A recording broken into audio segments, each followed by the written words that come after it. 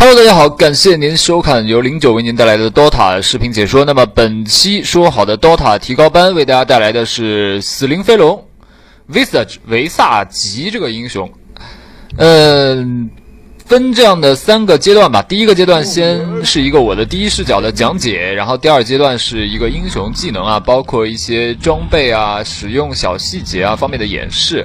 第3个阶段又是一场第一视角的讲解，那么2个路人的讲解之间夹杂着一些09对这个英雄的一些使用技巧的串讲啊，还有对局势的一些分析。那么希望是大家能够通过看这个视频，能够对这个英雄的使用能够有一些新的启发。这场呢是应该是在网通一房的一场，这个也是随机到了死灵飞龙，然后我们看一下。对方是牛头、老虎、恶魔巫师、兽王、幽鬼，基本上阵容还算比较完整。兽王带节奏吧，然后幽鬼作为 DPS， 另外3个人的限制也比较稳定。那我们这边呢是直接有个影魔没有买直接影魔是也没注意他是首选的还是随机到的，影魔是走了中路。那么维萨吉这个英雄，我们在比赛中看到他更常用的是在311那一路去保护自己的核心英雄，因为他有2个技能是比较核心的，一个是减速技，一个是高爆发的 C。他这2个技能都有一个特点，就是施法距离很远，并且 C 的话，它技能 CD 很短，而且伤害很高。那么我们这一次的话，可能也是没有办法享受中路这个 solo 的待遇了，我们可能是要去劣势路。劣势路的话，我先买一只小鸡，然后买了一个回复戒指，因为考虑到线上是肯定要出梅肯这个道具，死灵飞龙一般出梅肯还是比较常见的。因为他作为一个法师型英雄，他自己又是非常贫血。我这边先提示一下队友，告诉大家对面阵容很虎，这盘不好打。那么回复戒指这个道具在线上能够提供的每秒2点的回血，也是作为死灵龙开局一个不错的道具。因为他在对点的时候，我们看对方兽王是走了下路。那么在对点的时候，我们看这里似乎有一个幽鬼啊，下路是一个兽王和幽鬼的组合，那就不是很虚。我们这里也是先考虑一下是使用一个什么样的，一开始的加点是怎么样的一个加点。看到对方是兽王和幽鬼2个英雄，并且上路也有2个红点，那意味着自己在线上不会吃太多的压力，那么可能是配合剧毒的一个压制的这样的一个局面，所以更好的使用。第一集是使用 C 黄泉颤抖的这个技能啊，抱歉，不是黄泉颤抖，黄泉颤抖是那个减速的技能。C 是高爆发这个技能，叫做灵魂超度。这个技能是死灵龙作为改版之后的一个标志性技能，也是死灵龙最大输出的来源。如何合理的使用这个技能，控制好积累的能量，也是使用好死灵飞龙的关键。那么我们看加了一点 C 之后，我们持续在线上，应该说下路前期还是比较好混的，因为对方幽鬼和兽王2个英雄都是近战，而我们2个都是远程，剧毒的话前期压近战的能力也非常强，那么我们前期优势是不用说的。我们看到了野区看一看能不能找到兽王，没错，兽王在打野，我们学了一级黄泉颤抖这个技能，一个普攻夹杂了一个减速，我们看死灵龙的能量在涨。他的掉的血和我掉的血都会成为我的能量，那么这个1血是毫无悬念。幽鬼还想跟我打，这边灵魂超度的魔法是不够了，而且幽鬼也是丢了一个匕首，选择撤退。我们多点他几下，看看能量值。我们看到在这个灵魂超度的技能上面啊，会有一个能量值，这个能量值是来自于你的血量的损伤和对方的血量的损伤的总和。也就是说，在离死灵飞龙800范围之内，所有的技能的掉血，或者是普通攻击的掉血，或者是被小兵打的掉血，都会算进去，作为这个怨灵的集结。然后大家在打的时候要注意到自己这个能量槽的累计，像1级的灵魂超度，基本上累积到3、4格能量槽就可以打出去了，用 C 然后把这个技能丢出去。同时我们注意到，我这里是变了一个鸟，买了一个恢复头巾，这个是作为一个劣势路的一个比较好的，两个人走劣势路的话比较好的一个选择。它呢可以使自己和自己的队友每秒钟回复3点血。我们在购买了恢复头巾之后，他又给我贴了一个小蓝，队友也是非常的给力，给我贴了一个小蓝。然后我们这边恢复头巾、鞋子、魔棒全部在手，持续的对对方的下路的兽王和幽鬼进行一个压制，看来是没有什么悬念了。那么刚才没有讲解的第3个技能，这里也是捎带提一下。刚才大家有没有注意到，我一加了第3个技能之后，就很强势的上去跟他对点，因为第3个技能它这个技能特性也比较复杂，不是只言片语能说清楚的。总的来说是一个防御的技能，就是说，你在加了第3个技能之后，自己会变得硬很多。那么这个具体硬是怎么硬呢？它还是有一个特点的，就是别人打你的话，你这个硬的程度会越来越弱。就是它有一层护甲，这个护甲不但有物理的防御，还有魔法的防御。那这个护甲呢，它是随着对方攻击你，它的护甲会一层一层的脱掉，然后在不受到攻击的一段时间，它会慢慢的提高。我们看这里幽鬼是没有鞋子的，放技能的顺序是先放一个黄泉颤抖，减低它的移动速度，增加自己的移动速度和攻速，然后这个时候再放出一个灵魂超度。那么又是配合剧毒带走了对方的幽鬼，那么幽鬼这一局是被压了一个苦不堪言。同时呢，我们也是跟剧毒两个人在回复头巾、魔棒一些道具的作用下，再加上主要是前期自己英雄远程啊有这个射程上的优势，我们在下路打开了很大的局面。这里考虑补一个圣殿。大家注意，死灵飞龙这个英雄，我个人建议啊，在前期还是多补出一些这样就是不是加3维的道具，因为像死灵飞龙，他这样的一个防御力啊和魔法爆发力都很强的英雄，他不是太需要跟人家对点有多么出色，而他需要的是一些魔法和生命的回复能力，这些对死灵飞龙是比较重要的。那么圣殿所提供的防御力、魔法恢复能力和增加的攻击力，都是我比较看好的。再加上2个队友在线上的话，一个圣殿可以给2个人都提高效果，这也是非常不错的。我们看这一局的话，开局应该已经打出了很好的一个局势。兽王和幽鬼基本上不要说金钱了，可能连经验都可能不是很好混。我们看幽鬼是直接去上路找牛头和老虎混去了。那下路在我们这个强力的压制下，这也是英雄的特性。我们要知道 DOTA 它每个英雄都是有自己的优点和缺点的。像死灵龙这个英雄肯定不能跟幽鬼去拼后期，那么他前期线上能力强的这个作用一定要发挥出来。这里我也是给队友打了个字提示一下，让他推塔。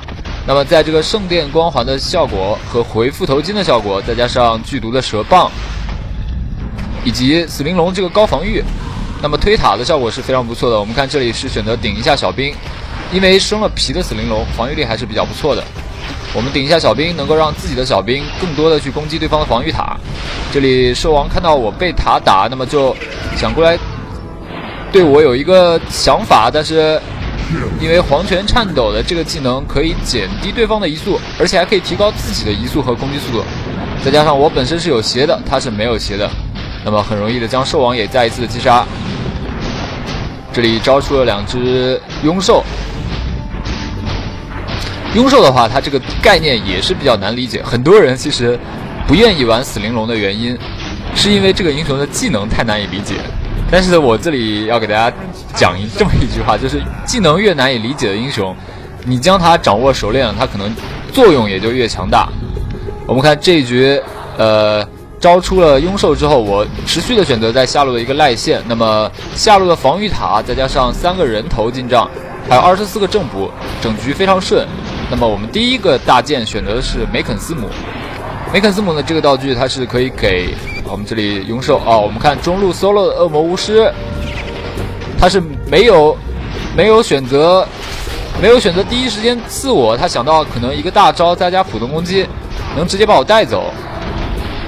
那么中路支援的恶魔巫师也在下路交代了，再加上小鸟的高输出，这个拥兽的高输出是将兽王也一同带走。那么我已经达到了主宰比赛，这一局可能第一个选择的大件啊，还是梅肯斯姆这个道具。我们这里还有一丝血，还有4个魔棒。我们这里看看还能不能勾引来一些人。我们是先把梅肯斯姆这个道具出来，再运一个大血瓶。梅肯斯姆这个道具是非常的适合智力的赖线英雄，他提供的5点力量、敏捷和智力啊，这里影魔是要给我喝瓶子，那我是不需要了。小鸟已经到了，梅肯斯姆他所提高的5点的智力、敏捷和力量都是非常有意义的，对死灵飞龙来说，因为提高的智力可以让他更多的去释放灵魂超度，提高的力量可以让他在承受更多的伤害而不死。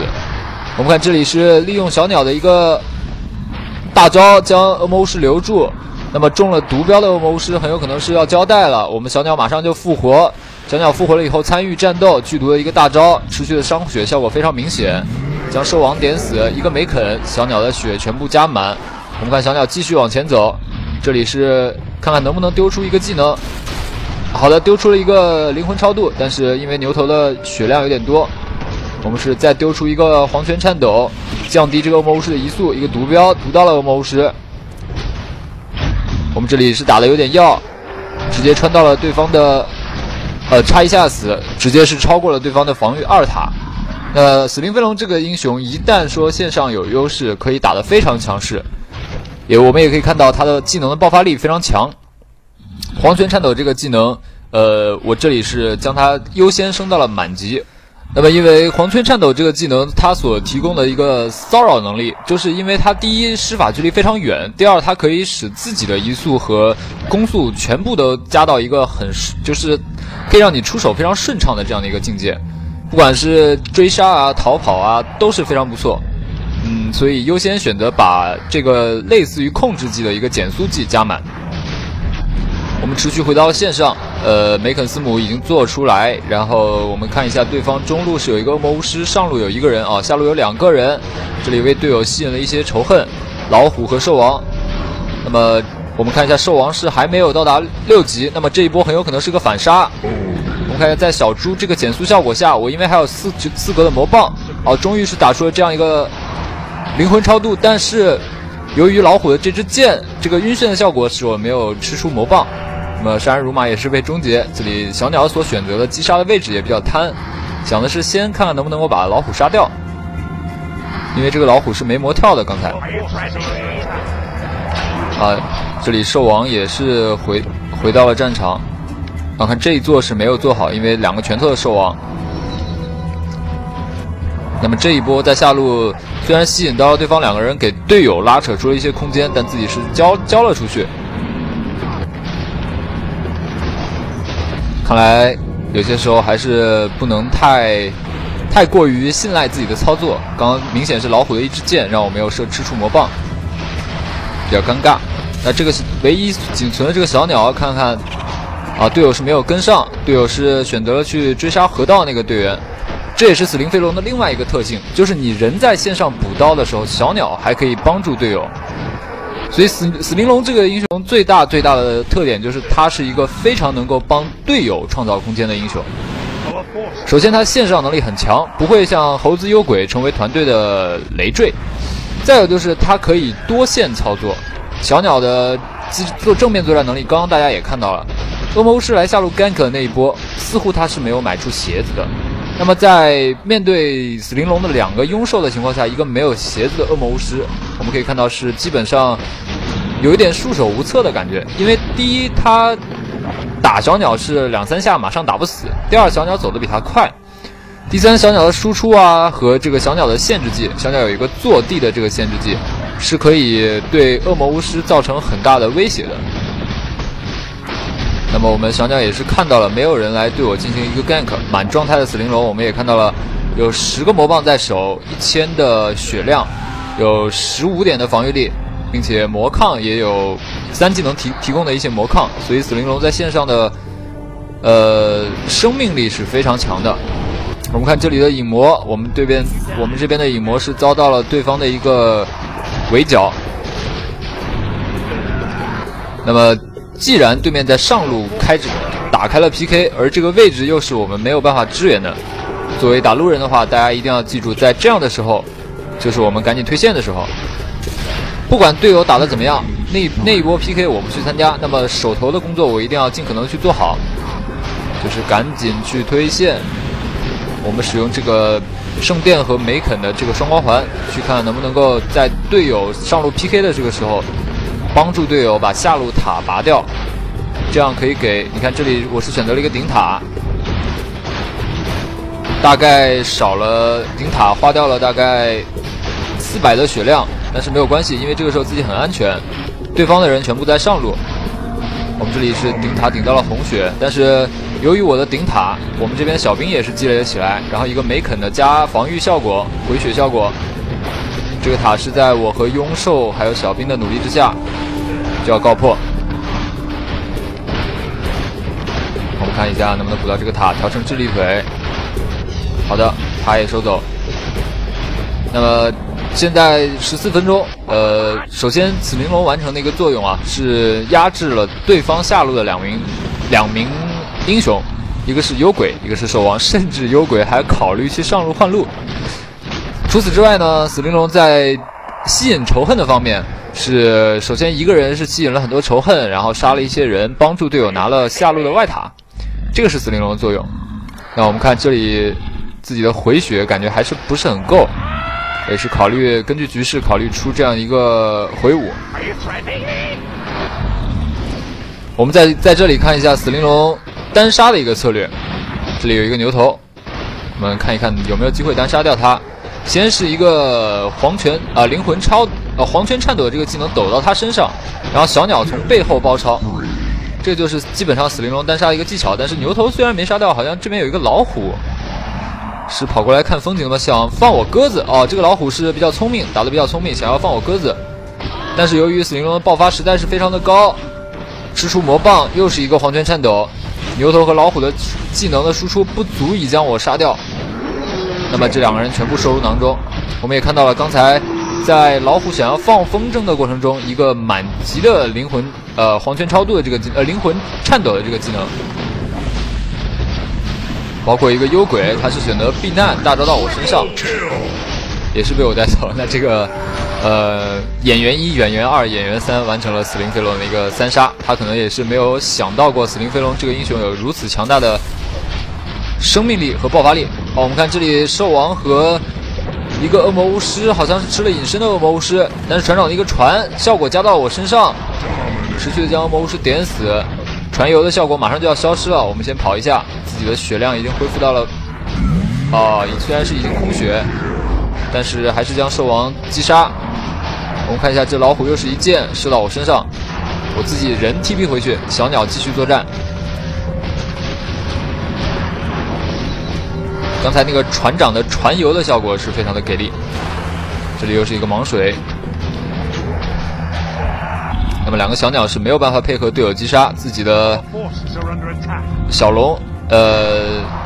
不用管他，我这边大招已经好了，连一下号，那我们继续参与 PK。这里是考虑，到底是考虑了一下，可能还是出挑战比较好，因为本身梅肯提供的防御力已经是比较弱了。我们又估计了一下金钱，正好是购买一个恢复头巾。那这一套装备买出来，基本上对方对我的打击作用就已经非常可以削弱到一个几乎是很小的一个状态了。这边影魔也是完成了一次反杀，那么这一局是给大家带来一次非常顺的路人。从整个死灵龙从下路的压制，到出了梅肯去吸引仇恨、拉扯空间、推塔，整个来说是基本上是完成了死灵飞龙这个英雄的一个职责。最主要是压住了对方的核心。那么起的这些装备，挑战和恢复头巾可以合成笛子，再打1000块就可以合成笛子。我们看这里有没有一个单杀的机会啊？看来是幽鬼是选择了不继续farm下去。笛子梅肯还有圣殿，全都是为团队提供回复效果的，这也是死灵飞龙的一个定位。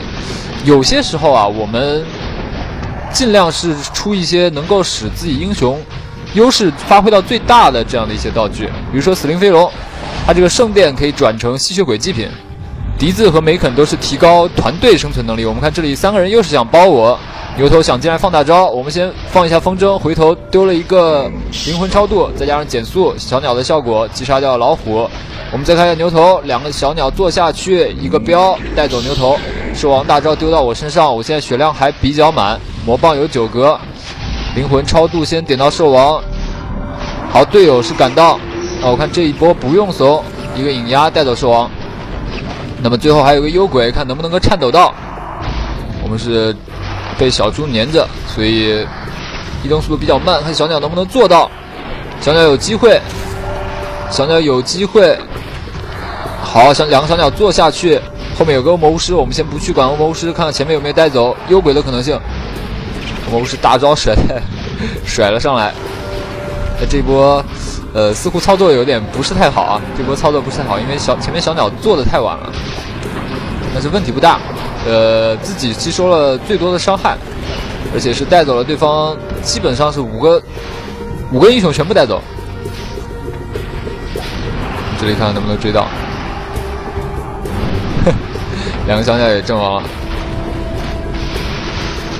那么死灵飞龙从这一场的一个第一视角，大家基本上可以看到他一些操作，2个主动技，一个大招，一个被动技，如何合理的使用好这些英雄？首先大家要知道这个英雄的定位，刚才也有反复的强调过。首先他是线上能力很强，然后中期爆发力很强，控制呢也比较恶心，他是属于那种，我看这里船长还在打，这个魔巫师是真的有点惨啊。我们这边复活了，我们看一下笛子是够钱了，但是不是太想出笛子这个道具。我们人先去上路收点钱，因为这波 PK 可能参与不了了。如果贸然走过去的话，可能节奏不是太好，不如把上路这波钱先收掉。打 DOTA 其实更多的是一个对局势的选择，就是什么时候应该做什么，这些有时候比你操作好不好会来得更加重要。不过打路人的话，可能还是操作会更加重要一些，因为打路人大家的操作都良莠不齐，所以如果你操作好一点的话，就很有可能他觉得能杀你，但实际上你的操作很好，他杀不掉你，反而被你反杀了。这局里我们也连续的看到这样的例子。现在身上的存款是900块。我们接下去考虑的一个装备，可以是把笛子和支配，不是支配啊，这个吸血鬼祭品出来。那么我们3个道具都可以提高团队的作战能力。一个是笛子，它可以给周围的队友增加魔法抗性；一个是梅肯斯姆，可以给队友增加护甲、增加回血。然后再有就是这个吸血鬼斗篷，它可以给船长这样的近战英雄增加吸血的效果。可以给团队提供防御力和攻击力，这个就是作为一个绝对蓝领的打法。当然也有一种是我个人非常喜欢的路人打法，就是出大电锤。这局可能是没有这样的空间了，因为对方已经要撑不住了，对方已经撑不住我们这个进攻的火力了。我们也可以看到，在发育比较顺利的情况下，当然维萨吉这个英雄是正常情况下都会发育的很顺。他的小鸟和他的英雄能够给对方造成的混乱是非常的足的，而且团战他可以在一个角落不断的释放这个灵魂超度的这个技能，而且黄泉颤抖作为一个留人技效果也非常明显。那么我们这局是进入到了一个推高地的阶段，2个小鸟再加上一个黄泉颤抖，但是是上路吸引了兽王的一个大招和幽鬼的一个大招。他们2个想打我，但是我没肯开出来，回头一个镖到兽王身上，2个小鸟回头，再回头释放一个灵魂超度，老虎是开启了大招，然后上路的这波勾引又是成功的吸引了对方的2名防守队员，那么中路自己的队友肯定是要破路了。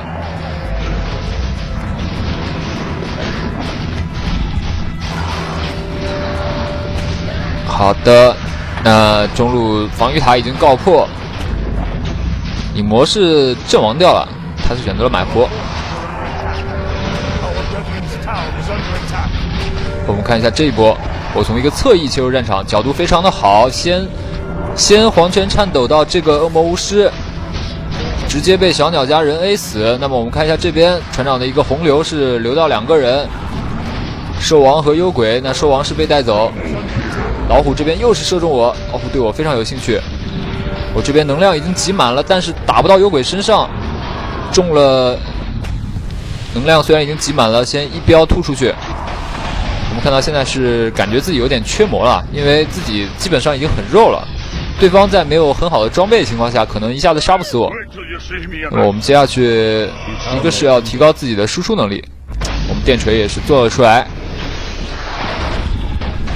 或者还有一个选择就是羊刀。羊刀的话就是给自己再提供一些控制，但是我个人觉得打路人的话，还是相信自己打输出来的更稳妥一些。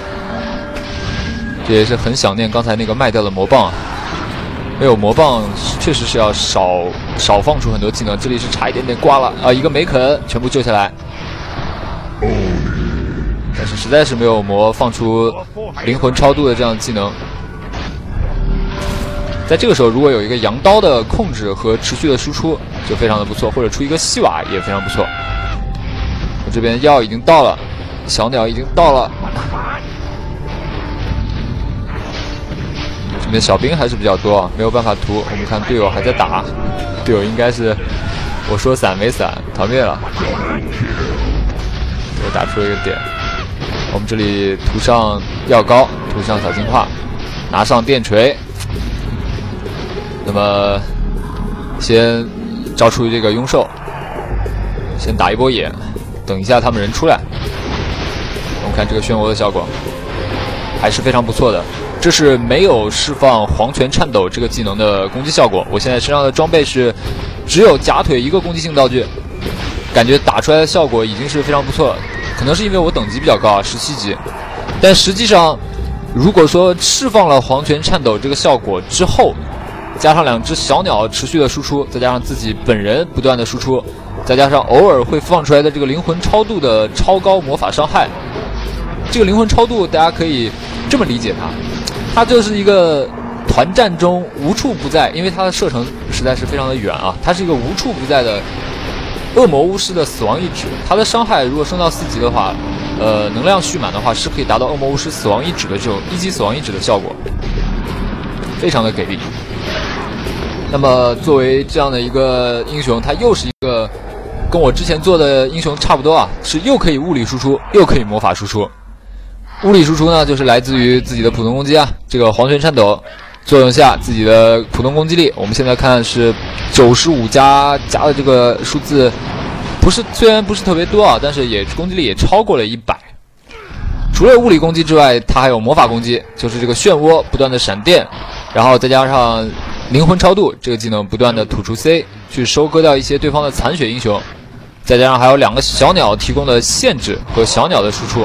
所以如果要是真的能操作好的话，这个英雄其实在中后期都可以成为一个很强的英雄，绝对不要说他比幽鬼弱。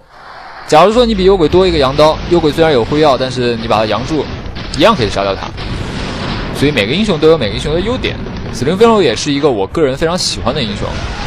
虽然说他现在已经不是打比赛的最热门的英雄了。我们看这下路这一波，死棋啊，死棋是已经没有开出这个技能，2个小鸟先象征性的做一下，没有死棋已经没有大招了。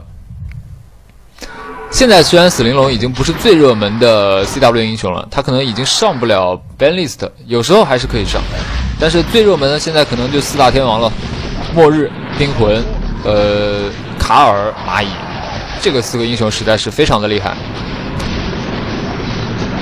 但是死灵飞龙它这个英雄也有它的独特的优势啊，比如说它经常作为保幽鬼的这种存在啊，或者是配合影魔去打一些阵地战的输出，都是死灵飞龙非常在行的。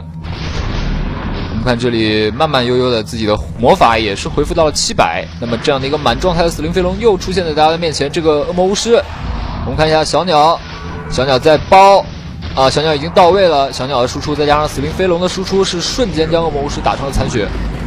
船长这个大招稍微有点浪费了。我们这里也是买出了大电锤，振奋也运到，所以说路人有时候求人不如求己啊，别人做不到 DPS 输出，我自己做。但是大家也不要说我这局没有 gank 啊什么的，我还是非常尽职尽责的。这里对方的火力很猛啊，还好 LOA 过来了。那么老虎又一次错误的估计了自己的实力，不过这个老虎还是成功带走了我一次。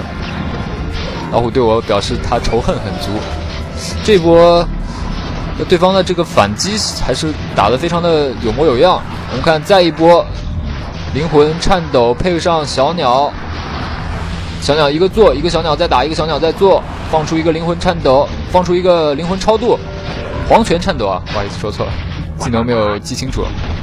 这里看一下前方操作的，后方再买一下振奋宝石，因为这波可能打不到了。幽鬼还是比较硬，幽鬼确实还是比较硬。我们这波打的也比较勉强。我们看蓝色是带走了我们这边的 LOA， 可能是走得太靠前了。对方反击的脚步还是异常的牛头，又是一个跳的 E， 带走了影魔。那是我们大电锤，影魔又一次买活，大电锤已经到了，赶紧换上大电锤看一下它的攻击效果。现在我的装备是假腿梅肯挑战大电锤，这里幽鬼再次杀了出来，一个黄泉颤抖。我们看一下这个输出效果因为我有持续的在被塔打，但是大家可以看到刚才的那个打幽鬼的那个效果还是非常的明显。这里影魔两个影压，小鸟是将牛头带走，但是影魔会是我们帮他做一下。哎呀，这里非常不好意思没有追到影魔，但是因为现在我这个输出是非常高啊，即使影魔不在，我们还是有机会拿掉对方的兵营之类的。现在老虎是已经没跳了，又是一个标，好的，这个标是满能量的一标，大家都看到了，基本上就是一级恶魔是大招的威力。继续的带走一个防御塔，身上又有很高的存款。这就是基本上这场大家可以看出来，死灵飞龙一个英雄，他的一些出击点，还有英雄的一些优势，还有一些装备路线的选择和技能的释放，大家已经看得比较清楚了。那么我们接下去这局打完之后，可能会再跟着做一个单机的演示，去给大家实地的操作一下这个英雄，让大家更加熟悉。最后的一个防御外塔，我们看一下这个输出，还是没有办法在泉水里，这样还是有点不太厚道。不过对方实在是反击的战火敲得很响啊，我们的英雄被一个一个送去祭坛。这里没有魔法了，考虑接下去的一个道具可能就是羊刀了。队友呢？LA， 好，影魔一个大招，虽然说灵魂没有满，但是大招的效果是打出来了。我们这里魔法量已经没有了，不过平原地的伤害还是非常高。神秘法杖送到了，再一次的增加了25点的智力，也就是25点的攻击，还有接近400点的魔法。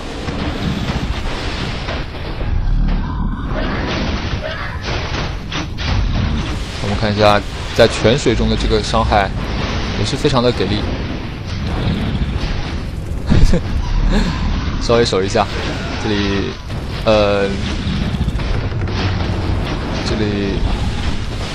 我们实在是魔法不太够啊，买一个小蓝，买一个异人面罩，回复一下。对，这个道具还是在这里能买到的回蓝最好的装备了。我们看这一标能不能标死他啊？看来是没标死，一点点血。好的，那么我们第一局的这个比赛先讲到这里，我们进入一个单机演示的阶段。好的，那么刚 test 的模式，然后再刚 AP， 不打 AP 的话是选不了的。那个因为死灵龙是一个天灾的英雄，那么我们找一下在智利的天灾军团2这个酒馆，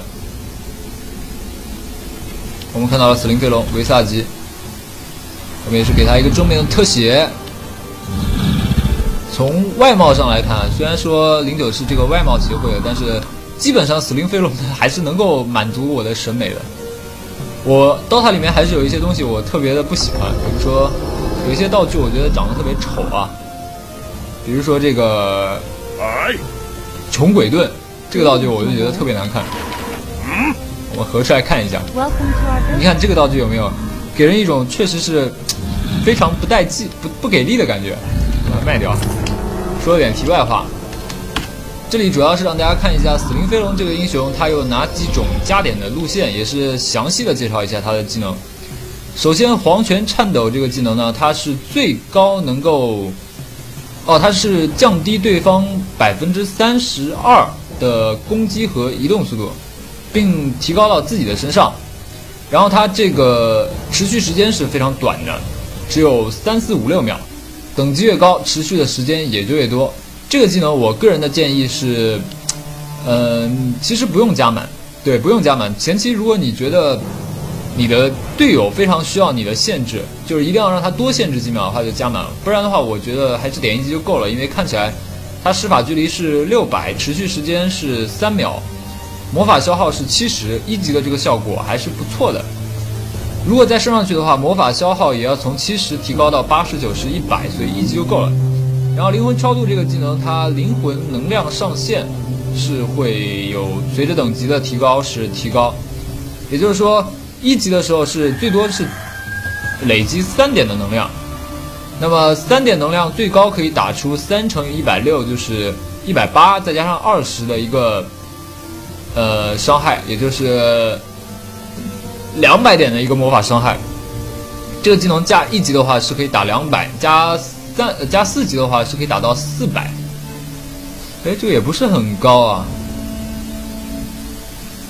6点的话，6636，380点的魔法伤害。那这个可能没有恶魔巫师的大根那么厉害。我也是第一次看他这个，第一次仔细看他这个技能介绍，就是一个红杖吧，就是无处不在的红杖。这个技能的关键在于它冷却时间只有4秒，再就是施法距离有900。所以说在一次团战的时候，如果你眼疾手快，是可以放出很多次这个技能的，因为它冷却时间只有4秒嘛。再有就是3个人一路的话，它也可以连续2次放出这个灵魂超度的技能。如果注意看09视频的朋友，可能记得上次 SMM 决赛 King 杰的那个死灵飞龙是3个人一路，跟 VS 和流浪一路，它是1血就连续放出了2个灵魂超度。还有这个守墓人的斗篷啊，是每层提供5点护甲和16%的魔抗，这是最高啊。所以总的来看的话，它3个技能都可以随便加，它3个技能都要加。但是具体哪个技能先加满的话，就是看你一个需要。如果你觉得你很需要自己跑得快，持续跑得快，要别人持续跑得慢的话，就加 G。如果说你感觉团批的时候双方都很惨烈，那么你就加 C， 因为你能量可能能量可能感觉有点就是累积的不够，或者你3个人一路对抗非常激烈，那你就加 C。还有一种情况是，别人都来打你，然后你觉得你自己有点扛不住，那就主加皮，就是这个 V。这个皮的效果我也可以大概讲一下，就是满级的皮不受到对方防御的时候呢，它是不受到对方打击，就是皮还没有脱掉的情况下，它是5点护甲，一共有4层，也就是加20点护甲，然后16%的魔抗，那有4层，那就是有60%多的魔抗。当然被打一下那个皮就要削弱1层，它一共有4层，4层皮都在的情况下，它是有60%的魔抗和20点的护甲，还是非常变态的一个技能。还有就是小龙，我们这里把小龙调出来给大家看一下。它小龙这个技能是这样的，300、400、500的这样的一个生命力，就是1级小龙是300啊。2级小龙是400、500，然后它这个石像形态的快捷键是 F 了以后是无敌，然后一段时间它是无敌，并且恢复生命和附加攻击力，然后这个攻击力也是越打越低。我们都知道它这个小龙刚出来的时候爆发力是非常强的。假如说上一个黄泉颤抖然后这个小龙持续的输出。我们看打这个野怪，这是一个3级小龙的效果。当然1级的话，我没记错的话，1级好像后面是加80，就整个小龙是100点的攻击。3级的话，它可能攻击达到150，所以3级和1级差不太多。然后还有小龙还有一个特点，比如说，这里有个小技巧啊，比如说小龙在这里，它现在还没有 CD， 要30秒，这是一个进入的入口，大家有没有看到？如果说我小龙在这里蹲下来了，那么我死灵飞龙就钻不进去了。这个时候，如果另外一只小龙在这里也蹲下来了，那我这个死灵飞龙就动不了了。这里是没蹲好，不好意思。如果2个小龙在这里卡住位置的话，那死灵飞龙是动不了的。所以说小龙它有的时候还可以作为一个卡位，比如说2个小龙，一个在这里，一个在这里，就直接会将这个去路封锁掉。这也是非常有意思的一个技能。假如说我们在这里开了一个团批，我们这边优势，那对面的人想跑的话，肯定是走这条路。刚走到这里的时候，你啪2个小龙在这一落，这个路就封死了，他就过不去了。看有没有达到这个效果。的确是过不去了，刚才的确是过不去了。所以说这也是小龙的一个妙用。平时的时候呢，可以让它进行打野，就打野的话效率也非常高。还有的话就是可以作为一个蹲人，比如说我们中路有一个影魔影魔发育的不是很好，对面打得很强势，这个时候死灵龙就可以派自己的小龙来保护一下影魔，站在这里。假如说影魔受到伤害，那小龙就上去 A 对面那个魔巫师，这个效果也是非常不错的。那技能基本上讲的差不多了，我们也是讲一下死灵飞龙所要出的一个装备。我就不买出来了，就这样拿着这个道具讲吧。梅肯斯姆士刚刚也出了，是一个比较常见的挑战的话，能转笛子也非常不错。这个勇气勋章和战鼓作为2个最近来说，非常热门的辅助道具，它一个是可以提供一点回魔自己的护甲，再加上有一个孤注一掷的主动技。先祖刃骨的话，就是可以使大家都跑得很快。这2个的话，勇气勋章推荐程度3颗星吧，先祖刃骨推荐程度4颗星，秘法鞋也非常推荐4颗星。这几件基础的道具是死灵飞龙打一个相当于是一个3、4号位非常有意义的这个道具，它作为一个 PK 能力很强。那后期的话，死灵飞龙比较好用的道具呢，羊刀这个不用说了，推推棒这个在后期的作用也比较明显，还有一个后期作用比较明显的绿杖。可能还有这个闪避护符在后期也比较实用，如果你格子还够的话。死灵飞龙这个英雄就是比较适合小剑，那么大剑的话，我们个人建议这个大电锤和冰眼是作为主力输出的这个道具，效果非常的明显。另外的话，晕锤可能也不错，主要输出对这么几个道具。防御的话，有西瓦这个强袭装甲，还有血晶石的话不是太推荐。林肯也不错，死灵飞龙你如果打 carry 的话，你可以先出林肯，然后再出大电锤，这个装备路线也不错。那总的来说，装备的话还是要靠大家慢慢去理解，因为不同的装备要配上不同的打法。也许你的打法非常适合一件装备，那我强行推荐你我喜欢的道具，可能你用起来也不是太舒服。总的来说就大概先讲解到这里，那么我们接下去再看一场路人的讲解，希望大家能够把这个英雄的特性能够融会贯通，给大家更多的英雄的使用方面的启发，也是09 DOTA 提高班的一个目的。好的，那么这一局是我们又是随机非常对面有个叫梁朝伟的，怎么搞的？有没有刘德华？我记得我以前玩那个魔力宝贝的时候是非常清楚，当时玩魔力宝贝有一个家族叫热血家族，然后那个时候还在上高中嘛，那个时候在玩网络游戏魔力宝贝，然后他们那个家族里面的人名字都是这样的：梁朝伟、刘德华、郭富城、张学友，全都是3个字，而且符号都很统一，然后我当时就觉得很帅啊。最近也是想，因为对，虽然说私服是违法的，但是特别想自己开一个私服，所以有这方面有资源的话，可以也跟我联系一下。然后是对，就是魔力宝贝的这个私服。那么我们这一局，我看一下，这个大树我是不要用的，我还是要用死灵飞龙，因为这一期是死灵龙那个讲解。我们要知道，这个死灵飞龙这个英雄其实是非常厉害的。怎么说呢？我用这个英雄走劣势路基本上没输过，因为他真的是一个非常抗压的英雄。这里还是有点想意淫一下这个 SF， 但是还是给他用好了。好，又是随机出门，非常爽。我们看一下有没有人买鸡。哎呀，这个小骷髅看来是不准备买鸡了。一个幽灵系带加一个灵魂界卷轴，真是把自己的钱花得光光。哎，影魔很给力啊！影魔同学先走了出去，发现没有人给他买鸡。于是他就自己去买了个鸡，那么我们这局就不用买鸡了。刚才那一局是买了鸡，所以没有买这个守护指环啊。但是我这局不用买鸡了，我可以买个守护指环，这样我可以在边路直接买圣殿了。我们看优势路，小骷髅非常给力，幽灵系带回那个灵魂界卷轴，直接走了优势路。难道看一下对面这个阵容，对面又是保幽鬼。那屠夫应该是走中，那幽鬼应该是走优势路。至于流浪影魔、流浪水人和牛头这三个英雄会去哪儿？这个最好不要让我一个人在线上单，因为死灵龙这个英雄，如果说有一个队友帮他的话会很厉害，但他一个人在线上单的话是很容易被对面打得很惨，所以我也是赶紧叫帮手。这里是感觉到自己一个人在下路可能打不出优势。我们也是按照惯例这次是想到了对面可能是要干我，所以先学一级皮。果然流浪就在边上，跟我想的剧情一样，应该是流浪牛头两个人。牛头也出现了一个封路，还好没有封到。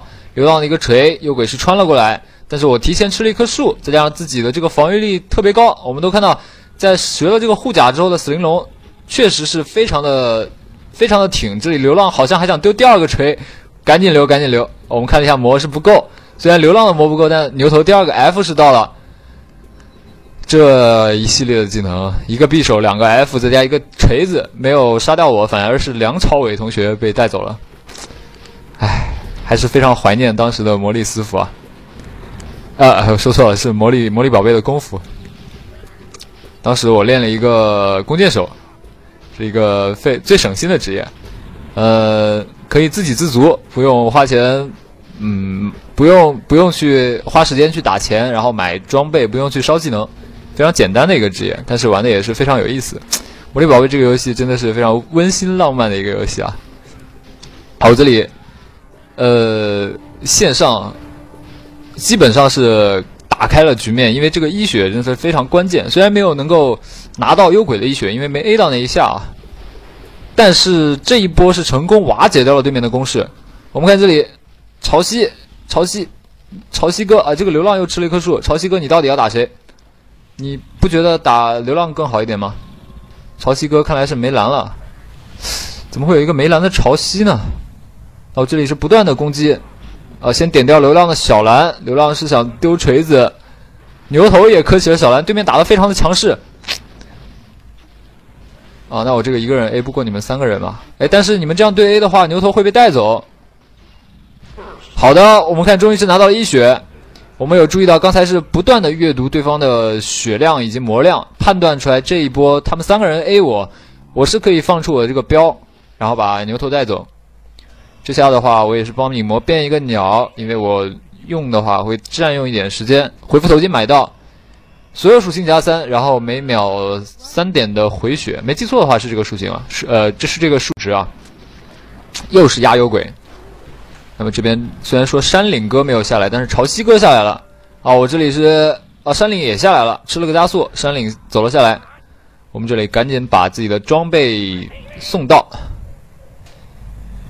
这里我是非常有想法的，出了一个拳头。这个拳头呢，我们先带一个大药在身上。这个拳头呢，很有可能因为这个拳头我下次就不会死了，因为拳头这个东西大家都知道前期性价比是非常高的。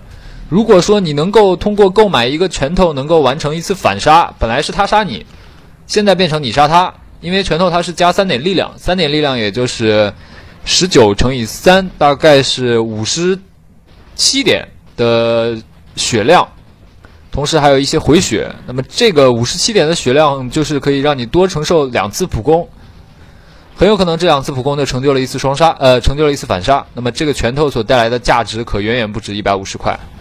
所以这里考虑到对面是一个高爆发拼一波要带走你的这么一个打法，我们也是买一个拳头，持续的进行一个补刀。流浪这个山岭和潮汐的站位也不错，能够让我可以补刀补得很舒服。这里是没有辜负他们对我的期望，小兵都补到了。这边影魔也要叫了，影魔说来中游走，我一个人受不了了。我们的潮汐和山岭表示自己很忙。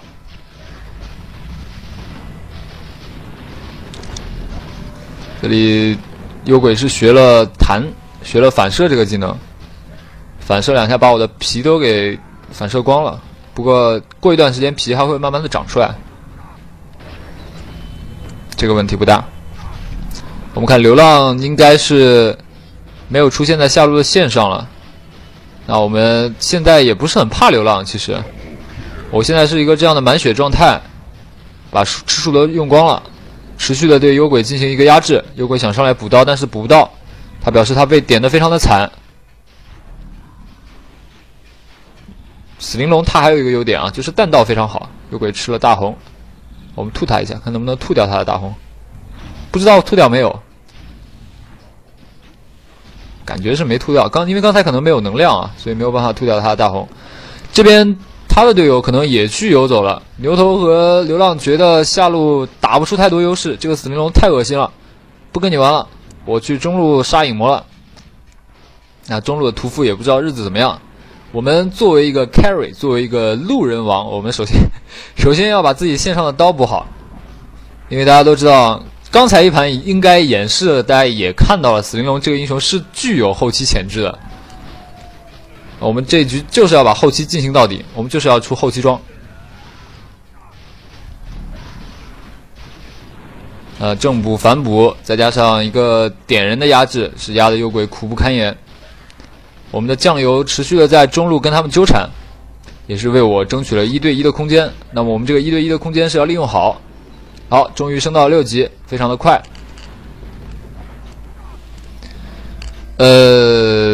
小龙招出来，先不招，先看这个幽鬼有没有上前的趋势，我们能不能招出小龙直接一波带走？这里操作没操作好，不然刚才是有机会的啊。招出小龙，然后瞬间放出一个黄泉颤抖，配合上一个灵魂超度，一个颤抖，一个超度，再加上小龙的这个普通攻击是非常有可能。我们看这一波，小龙绕后，但是这一波操作的还是依然不是太好，没有做到他。我们看一下，对方好像被我们这边拿了一个双杀。下路的日子过得还是非常的舒服，幽鬼完全补不到刀，我这边则是异常的滋润，兵线全收，再加上我们看这一波，一个黄泉颤抖，小龙在骑射，好的，这里是将幽鬼带走。那么幽鬼刚刚辛辛苦苦在线上补的那几个刀全部白费了，这也是死灵龙的一个小技巧啊，就是小龙要拥兽啊，要停到别人看不到的位置。这样会达到一个出其不意的效果，这也是拥兽它一个特性，它是个飞行的道具，它是个飞行的单位，所以它可以飞到一些别人看不到的地方，可以随时的出来。那我现在也是非常的肥，下路把幽鬼压得很惨，我这里也是打到了1800块，那我自己的经济可能已经压制幽鬼有2000块了，这就是为什么你前期打不过后期呢？你作为一个前期英雄，把你前期能够做到最好的地方都做到最好，那很有可能是压制后期很多经济上的大件的。到后面你可能比幽鬼多一个羊刀，就是可以随便 A 死他。我们看这个叫做 Perfume FOV 这个选手，已经是帮我们在中路确立了很大的优势。中路看来还是有非常大的优势的，我们还是确保自己的下路不要死，持续的对幽鬼进行压制。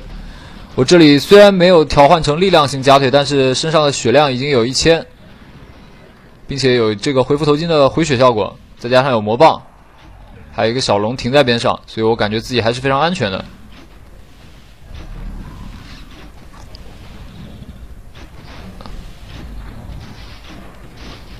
继续点他，这个智力夹腿所提供的魔法和增加8点的智力还是不错。这位终于是找我麻烦了，但是我个人觉得问题不大。我先看一下杀谁好。诶，好，潮汐来支援了，这脚大是完美。好的，一个 C 先将流浪带走。这个潮汐的支援应该说是非常的漂亮。水人也来了，看来我这个吸引到的仇恨还是比较大，连水人都来了。我们继续涂一个大药膏，看看有没有回头杀的机会。现在大招还在 CD， 好的，大招已经，这个水人进入了视野盲点，开始转换。那我们这一波打得有点勉强，我先顶一下，给他们开视野。小鸟招出来，回头一个 C 带走幽鬼，小鸟一个操作，人先跑。哦，水人还在冲，没冲到我。好的，又有灵魂了，又是一个 C。那么小鸟再操作一下，做一下流浪。好的，一个双杀。那这波是队友利用我死灵龙这个点，哦，这个屠夫我都没注意到，当时没注意到这里有个屠夫，但是屠夫勾了我就没有办法再走了。影魔打的也是比较飘，几个影压放的是比较极限。又是连续的3个极限的影压带走了中路的屠夫，应该是中路的屠夫。但这一波 PK 对面的5个人都来了，5个人都来要跟我死灵龙打，但是死灵龙就是这样一个英雄，他是非常让你反感。首先你线上不打他吧，你又对线对不过他；你要打他吧，又很容易被反杀，因为他本身很硬，反杀能力很强。我们看这里想了一下，还是选择持续时间更久的环圈颤抖。也是刚好够前做出玄冥盾牌，下路1塔没有破，虽然打了很多次 PK， 但是下路1塔没有破。那我们继续去下路打钱，继续去为队友拉扯空间。下次如果他们再来干我的时候，大家再打一波那样的 PK， 他们就很伤了。这里我们又多破了一个塔，小骷髅好像是为了破塔是交出了自己的生命。刚才那一波，我的一个绕前，一个开视野还是不错的，效果还是不错的。虽然我死了，我们看这里耗一下流浪的血。哦，这个小龙的爆发力是足够的高。我们看到直接一个4级的黄泉颤抖配合小龙的输出，这也是为什么满黄泉颤抖的一个好处啊！你持续6秒的一个减速效果，可以让小龙尽情的输出，拥兽尽情的输出。这个我们在带走流浪之后也是做出了梅肯，哎，没找到，有点意识模糊了，送了一个梅肯，同时买了一个大药膏。小龙继续藏在这个比较阴的地方，看一看他们下路是不是还有人来。现在我的小龙因为做了一下，又是满状态了。好，果然有货，幽鬼，我们先假装不敌。啊，东西要来了！这里大药膏没买，买了个 TP。好，这里又是对方的屠夫加流浪的2人组，幽鬼的一个潮汐是直接丢了大。我这里先顶一下，因为小龙已经到了。小龙到了以后，被流浪一个锤子晕住，但是问题不大，流浪先带走。这个屠夫跑得跟疯子一样，小龙继续往前。哦，这潮汐会被扔了过去，潮汐一个浪有没有？直接带走幽鬼。我们继续跟，看一看这个黄泉颤抖有没有能够抖到他，屠夫有没有回个头的意思？回头勾一下。看来他是真的有这方面的情绪，把我勾过去了。梅肯赶紧开起来，回头一个标，小龙持续的输出，好的一个输出。这个果然是在百般利诱之下，我这边这个位置非常的不理想，牛头一个沟壑。幽鬼是也开启了大招，一个颤抖，但是没死，极限的一个魔棒。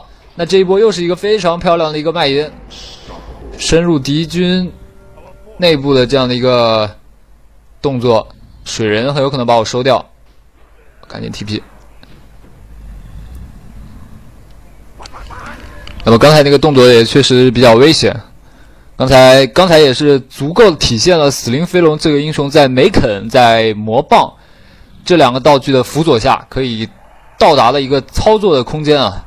你不断的可以为队友创造这样的一个机会，这也是死灵飞龙这个英雄最大的特点，因为他很肉，他可以主动上去用自己的血肉之躯给队友创造这种放技能的空间。我们的持续发育的小骷髅也是打得不错，在上路把塔推了，然后中路也找一些机会。屠夫这边上路要杀影魔，没杀掉，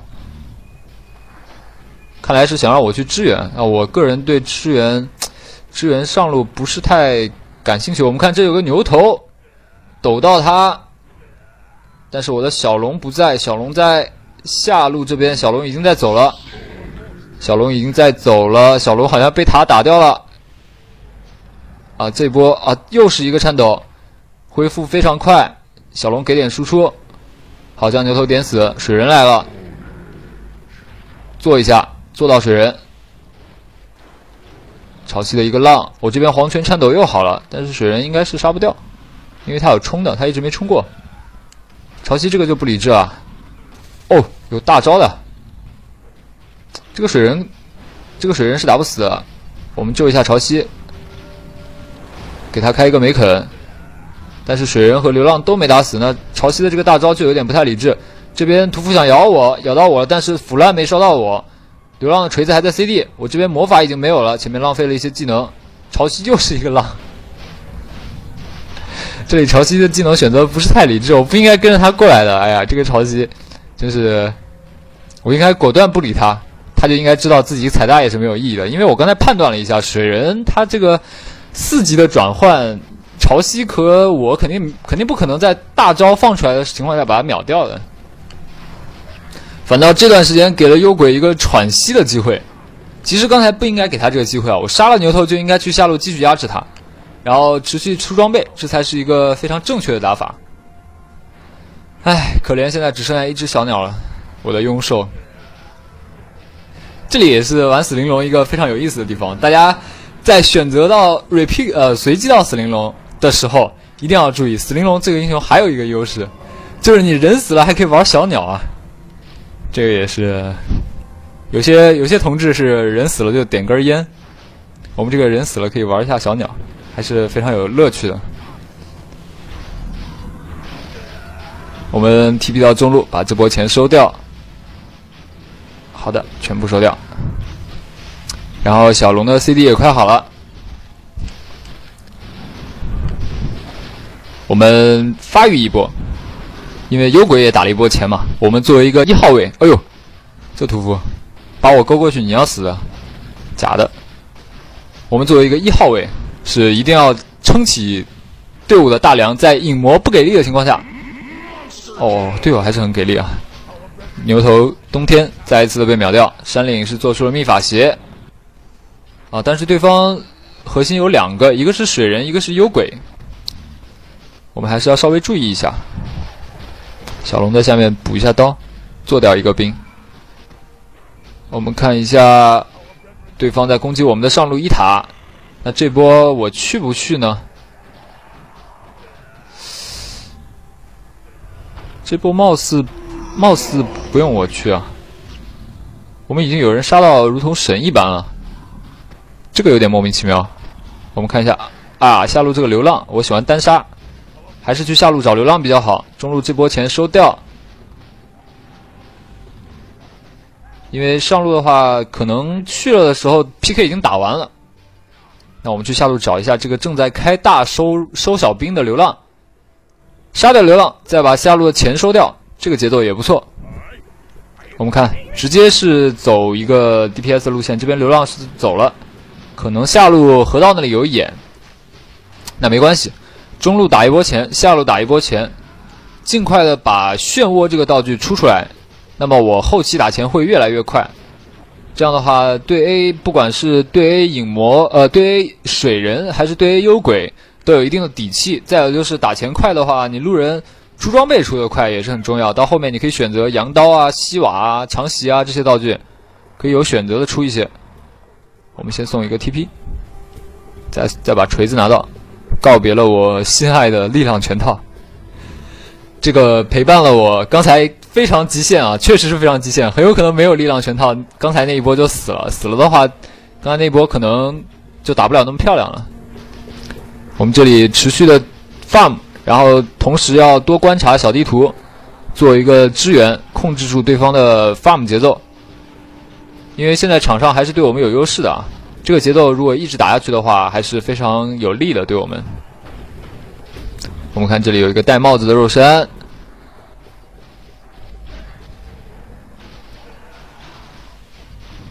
小龙掩护一下，小龙在下路的河道处给队友开一些视野。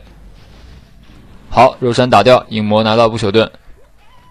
诶，这里我看看有没有机会。大家有没有注意到啊？这个流浪就是刚才我演示的那个位置，有没有？流浪被卡在里面了，那山里一个丢。这个带走流浪，哎，难道是必须要给我一下人头吗？非常给力，这个小小居然是把我的小鸟扔起来了。我们看看这个小龙绕后能否配合弓箭手。小龙的 F 在 CD， 但是幽鬼开启了大招。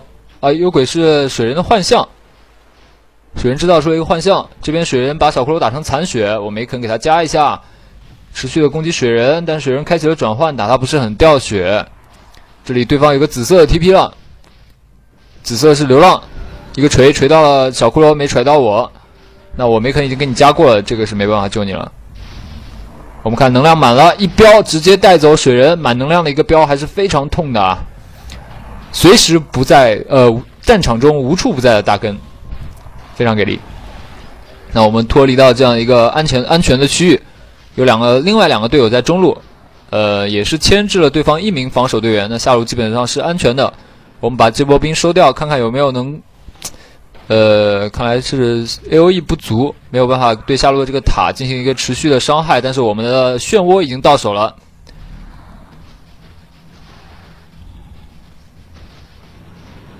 两只小鸟。摸点小钱，这把因为没有出挑战，大家可以看到跟上把相比的话，回复能力相对来讲有点不足，没像上把那个打完 PK 很快瞬间就满血了。这盘的话就是 DPS 会起得更快一些。好的，小鸟送到了。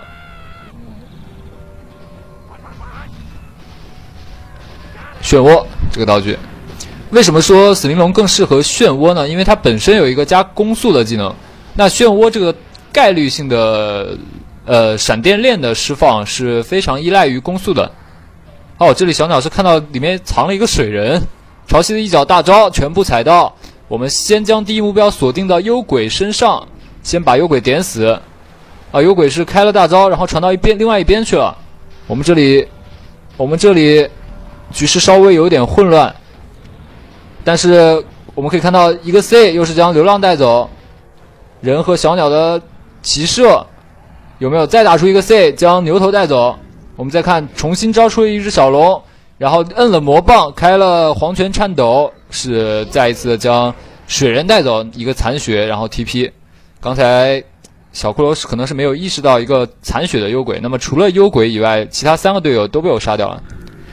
小骷髅也是利用疾风步追杀掉了赶去支援的幽鬼。那么这一波大家可以发现，在死灵龙这个只要不死，它输出还是非常给力的。小鸟啊加人啊，这个骑射再配上最后的一炮，感觉非常棒。身上瞬间又是有了2200的经济积累。那么我们也是不准备再购买 TP， 直接一波压上对面的高地了，是要。小鸟稍微操作一下。购买一个振奋。咦，这里我们的小小开始读秒了。15、2、3啊，我们这场比赛还是 KS 的比较凶啊，基本上人头数比助攻数要高一些。这样的一个装备发育情况的死灵龙，就是你可以在30分钟之前做出漩涡、梅肯这两样道具，或者是先锋盾也可以啊。如果你自私一点的话，你可以不出梅肯，可以出先锋盾。我个人觉得还是梅肯会更好用一些。因为梅肯毕竟它可以提高一些力量啊、智力啊，它可以使你自己在其他方面的能力也有一些提高。那出了梅肯之后再出一个漩涡，如果能够在30分钟之前做出来，我觉得都还是不错的。这样的话，你出了漩涡之后打钱会很快，不管是用小龙做 tank 去顶一些野啊、打龙点啊，或者说是推线啊，都这方面能力都还不错。这样的话，你后续就有很多选择了，就好像我刚刚提到的，有什么冰眼啊，有西瓦啊，有撒旦啊，不，有这个羊刀，还有闪避护符，或者是这些之类的道具吧。还有新版本的这些先祖刃骨，这些东西也比较有意思，就是假腿漩涡的这个输出还是非常给力的。如果不是这样的话，就是感觉局势不是特别顺，就你前期没有像我这样顺的话，那大家可以不用出假腿，直接出秘法鞋，因为大家看到这个死灵龙还是经常不够魔的。如果你出了秘法鞋的话，你就可以转化成一种猥琐丢波的打法，就不会像现在是打得这么强势。那么你出一个秘法鞋，经常在人群之中游走啊，不断的使用自己的这个黄泉颤抖给对手提供这个减防的减速的。我这边先不说废话，我们看一下这里是被 gank 了，我们还在想着去瓜分背后小小的装备，这里已经是被对手的一个集火，我也是吸引了不少的仇恨。那支援何在？这波这波这波是没有办法了。这波我们将注意力转移到了小小遗留下来这个秘法鞋上面，没想到对面这么大的仇恨，除了我看应该是全到了吧，水人、幽鬼、牛头、流浪，四个队员全部杀到了。这边是他们要推了，队友要喊推，我这边还有45秒复活。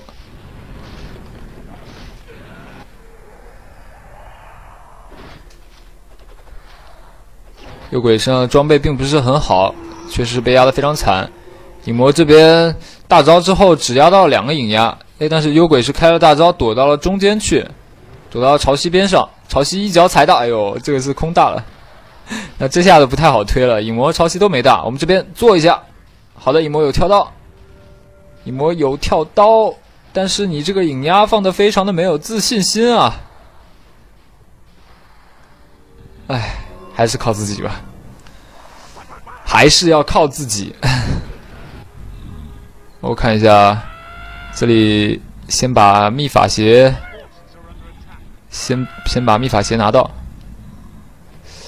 我们看一下，大电锤是合出来了，圣殿圣殿还在，没有卖圣殿。这边影魔没有开 BKB 吗？是被人打了个很惨。我们这边是已经到了，已经赶到战场，招出小龙，输出非常的高，直接将屠夫点死，然后我们再进行一个绕后。我们看一下这3名的队员，屠夫死了，还有流浪和牛头。这边是看到了幽鬼。一个减速的效果，我们看这个大电锤的输出，幽鬼掉血非常快，一个 C 到脸上，小鸟一个开视野，这边再打我，我就要丢出一个 C， 但是幽鬼是在匕首之下还是跑得比较快，又是一个 C 炮，将流浪打死掉，然后，好的。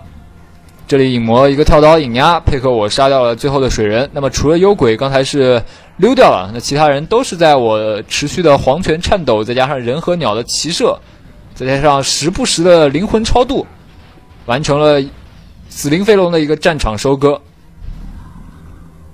秘法鞋的作用也是非常给力。这里感觉自己还是不太硬啊，可能这个时候还是要出一些。刚才那把的挑战还是比较有意义的，这盘没有出挑战。小骷髅身上好像有个挑战，骷髅哥，你是不是准备也掉下线？让我把你的挑战也拿上。好，这边看一下幽鬼，小龙复活了，直接往这边点。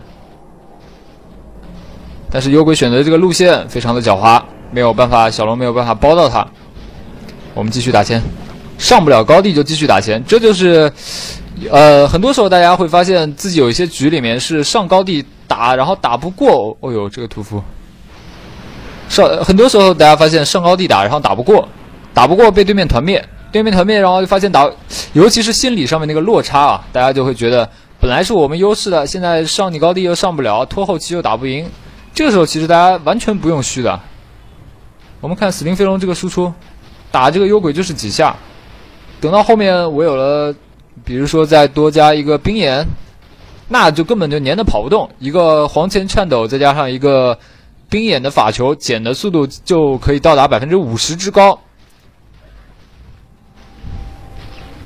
所以说，其实有些局势不用急，因为像这样的局势，我们打钱空间比他们要大。我们接下去只要保证我们持续的对他们进行一个压力，不让他们很舒服的打钱，然后我们打钱比他们快就可以了。啊，这里还是继续，因为魔法不是很多，而且控制也比较少，没有考虑冰眼，因为冰眼的话可能出不出来，考虑买了一根神秘法杖，打钱也是比较快这局。哦，我们看一下有没有机会，有没有切口，让我们切入到这个高地里面去。只要他们有人敢下高地，然后我们抓住他们的人，就很有可能形成一个4打5上高地的局面，就比较好上了。但这样硬上的话，我们先上坡，小龙被点的比较惨，先做一下。好，两个小龙都没死，屠夫的这个位置非常尴尬，我直接超过了塔的范围。去点这个屠夫要勾，哎呦，没勾到我，太可惜了，你应该把我勾过去。然后我们在这个塔打不到的范围去尽情的输出啊，人和小龙的输出，再加上灵魂超度，非常的猛。哦，这个角度也是选择比较好。哦，潮汐一个大招，哇，影魔这个大招，大家都看到了，在黄泉颤抖这个技能减速的效果情况下，人和小龙的输出是非常的高。我也是比较狡猾，进入了防御塔所攻击不到的一个范围内。小龙再找一下，看看能不能找到人。好，对面是打出了机器。好的，那么我们本场的讲解也要到这里结束了。DOTA 的魅力呢，正是在于它有如此多的英雄，如此多的元素，如此多的文化，如此多的故事。死灵飞龙这个英雄，他所使用的要点基本上就是线上压人，中期 PK 的时候，他是一个非常强力的控制和制造混乱，还有就是很强大的输出英雄。他本身很硬，又可以制造出很多的输出，那么通过中期的一个 PK 的优势的积累，也是最后团队胜利的最重要的筹码。那么我们本期视频也要到这里跟大家说一声再见了。那么09最后也是录制了一首歌曲。